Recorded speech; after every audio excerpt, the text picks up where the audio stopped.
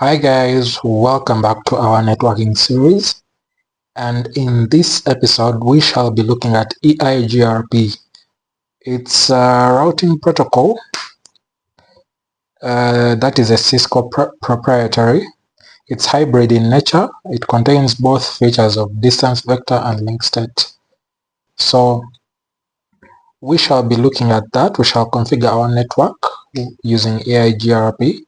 I explained the protocols in a different episode. In this, we're just looking at configuration. So the topology that we're going to be using is what you're seeing on your screen. We have 3 routers connected using serial cables or serial interfaces. Remember from our basics in the previous tutorials, I'm sure you know by now that each interface to router represents a network. So we have this network, the second network, the third network, the fourth, the fifth, the sixth, and the seventh. I hope I've counted right, but if I've not, you can always correct me in the comment section. So let's get right into it. I'll just rush through the basic setup of the devices. I'll be configuring the routers only, and the PCs. The PCs I'll be configuring them with IP addresses. So we're going to do basic addressing, IP addressing, and then EIGRP as our final configuration. Okay, so this is router 1. So we shall say enable, then conft configure terminal, and then hostname R1. We secure our privileged exec mode. So we secure our privileged exec mode using enable secret Cisco. We secure our console port, line console 0. It's only one, so password is Cisco required when logging in, and then we prevent interruptions when we are typing our commands, and yeah, basically that's it for that. Let's secure our remote lines as well. Password Cisco, and then do the same. These are just the basics. I'm sure you know this by now. So yeah, that's basically it. And no IP domain lookup.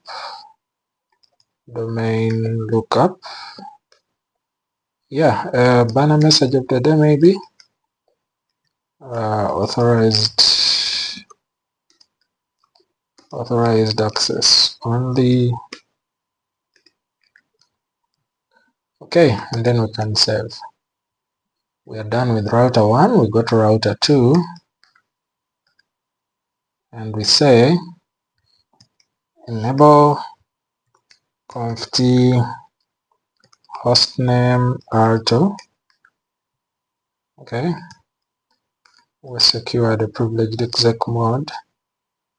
Enable secret Cisco, line console 0, password Cisco. This is all you know, and yeah, that's it. And then we go to line VTY 015. Oh, those are 16 ports we are securing. Password Cisco, login synchronous, exit, no IP domain lookup. Okay, and maybe banner message of the day. Authorized access only. And then we save that and go to the next. Alright, then we go to router 3. We configure it with the basics as well. conft hostname R3. We secure our privileged exec mode using enable secret Cisco. In a production environment, please use more secure passwords. This is just for learning purposes. Then we secure our console port. Password Cisco required when logging in, and that's basically it. Then we secure our remote lines for those who will be telnetting or SSHing. We secure all of them, 16 ports. Password Cisco login, login synchronous, exit, and no IP domain lookup. Okay, banner message of the day: authorized access only.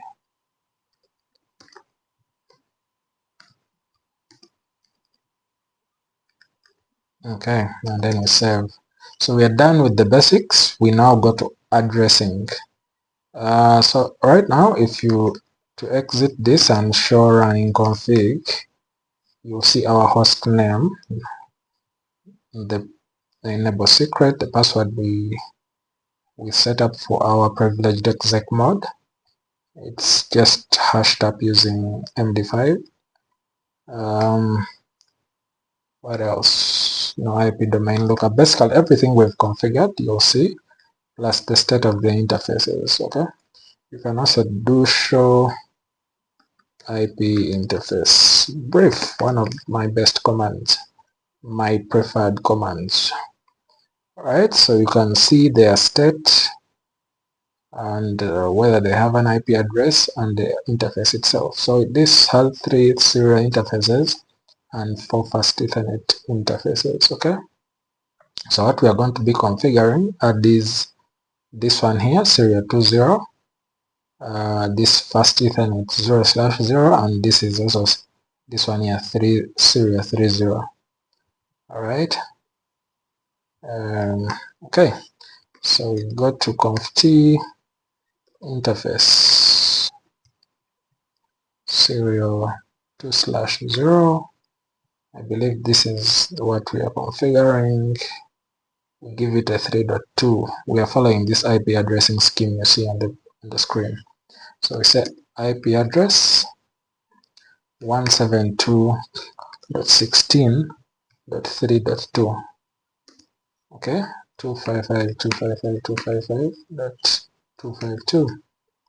now shut down. Alright, so it will remain down until this other side of the interface is up.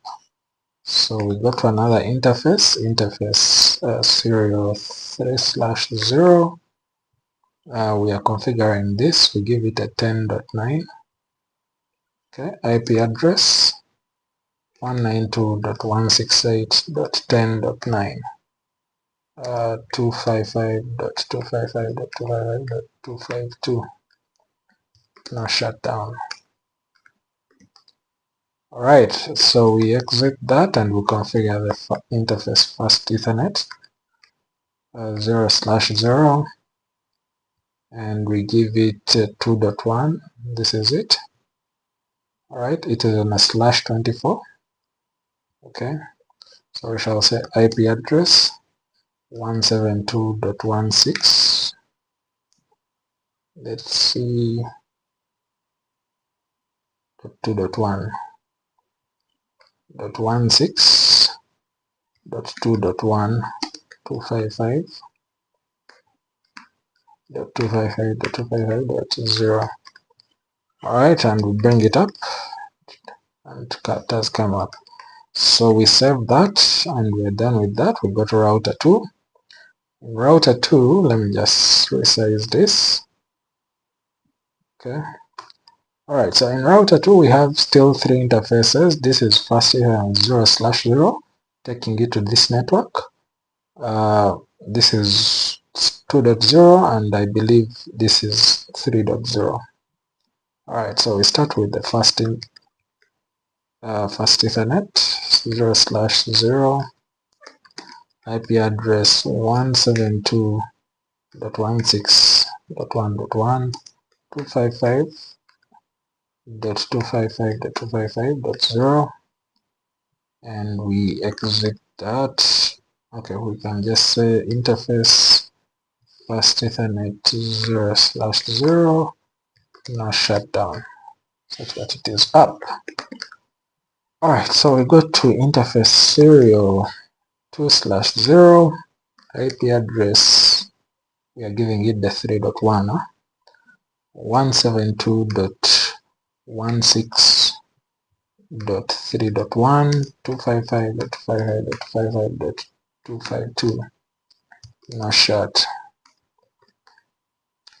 Oops, I misspelled that. Now shut down. Alright, so both are now up since the other side has come up. So interface, so this is just telling you that this other side also came up. So we shall say in this, we can say interface serial 3/0, IP address, we give it this, we are configuring this. So 192.168.10.5, 255.255.255.252. Now shut down. Alright, and then we exit that and we can save. Alright, and then we configure this final one. This is first Ethernet 0/0, 2/0 goes to router 1, and 3/0 goes to router 2. Alright, and we resize this once again. Where can I place this? Okay, I believe you can see. So we shall say interface, we begin with the obvious 0/0, we give it a 1.1, so we shall say IP address 192.168.1.1. alright, it's a /24, and then we bring it up. Okay, and then we say interface serial 2/0, IP address 192.168.10.10, right, 255.255.255.252, and then we bring it up, and then we say interface serial 3/0, IP address, this is what we are configuring, so it is a 10.6. So we say 192.168.10.6, 255.255.255.252, and then we say now shut. Alright, so we exit that and then we save and save. Okay, so we're basically done with configuring IP addressing on these routers. Let's go ahead and give these PCs, these 3 PCs, IP addresses. Okay, we shall give them a .10. I'll be using the .10, so this belongs to the 172.168.1.0 network, so we can say 172.168.1.10 with a class with a /24, and the gateway is always this interface. That is how it gets off its network. So we say 172.168.1.1, and that's it. And we go to this PC, it is on the 2.0 network, so we shall give it .2.10. So we say 172.16.2.10 and then 255. Alright, its default gateway is .2.1. So we can just copy this in fact and paste it here and just do that. Okay, and then we go to this, our final PC. It is on the 168.1.0 network. We shall give it a 1.10. So we shall say 192.168.1.10. That is correct, and then I guess that's the default gateway.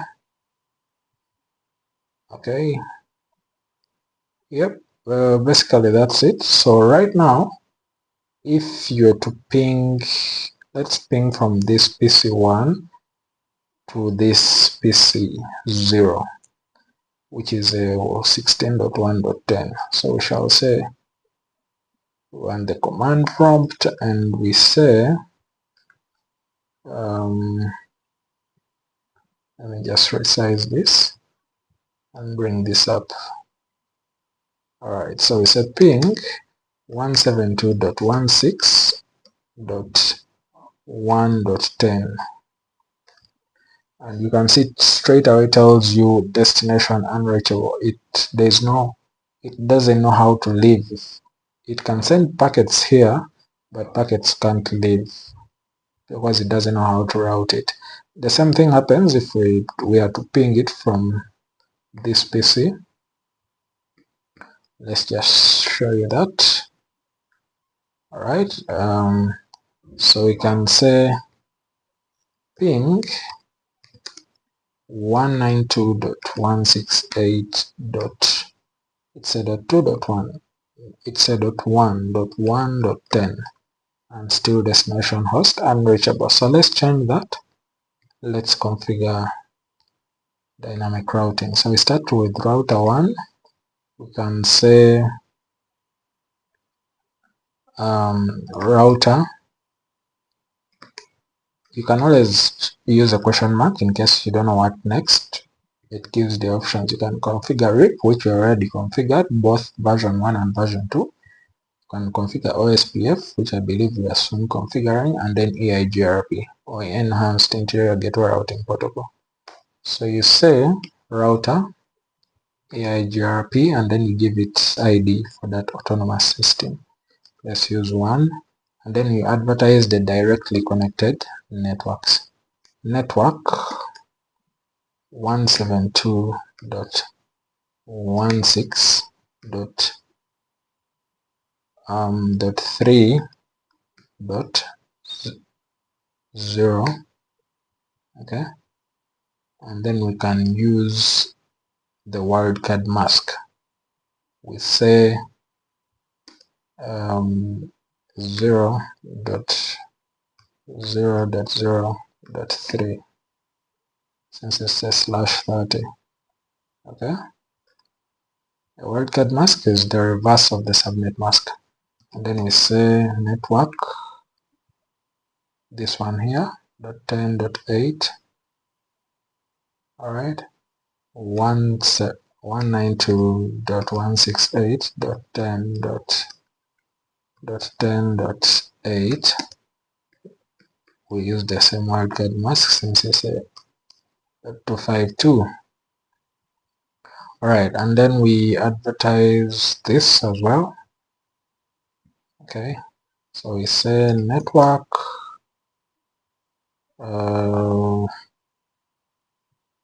network 172.16.2.0. We can just do that. Okay, and yeah, basically that's it. We can save that. We go to router 2, same thing. We say router EIGRP 1, we say network, we advertise this network, we say 172.168.3.0. we use the same wildcard mask. Okay, and you can see it has formed an adjacency right away with the neighbor, this neighbor up here, 3.2, new adjacency. Alright, then we can advertise this network as well. We say network 192.168.10.4. we use the concept of wildcard mask still. Alright, and then you advertise this final network 172 network 172.16.1.0.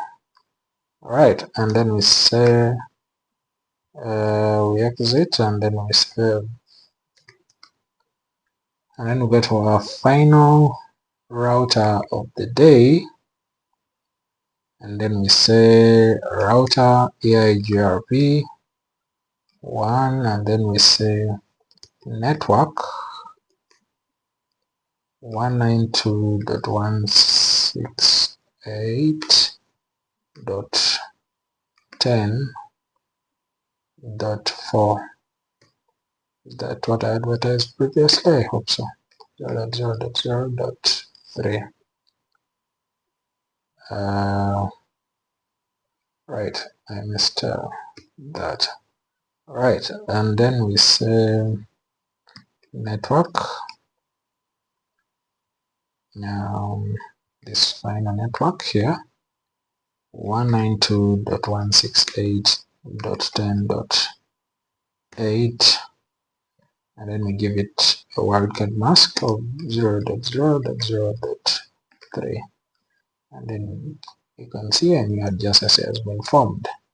And then we say network, let's just advertise all directly connected networks 192.168.1.0, and then we exit and we save. Alright, and basically that's it. Our EIGRP is up. If you want to check, you can just exit this and show IP protocols.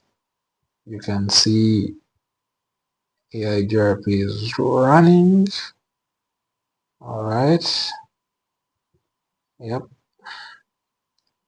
What else can I show you here? There's not much to show you apart from the networks being learned. Alright, and then you can show IP route. D stands for EIGRP, so you can see it has learned all these routes through EIGRP. C stands for directly connected interfaces, so they are 3. There's another one here. Alright, so it has learned all these. We can now ping. Let's try pinging again to the other side, and this time you see that we are successful. We have replies from the other side. Alright, and if we do the same this side, we try to ping again. We are pinging this side. Alright, you can see that it's successful. Let's try pinging this PC. This is a 2.10. From this one we ping a 172.16.2.10.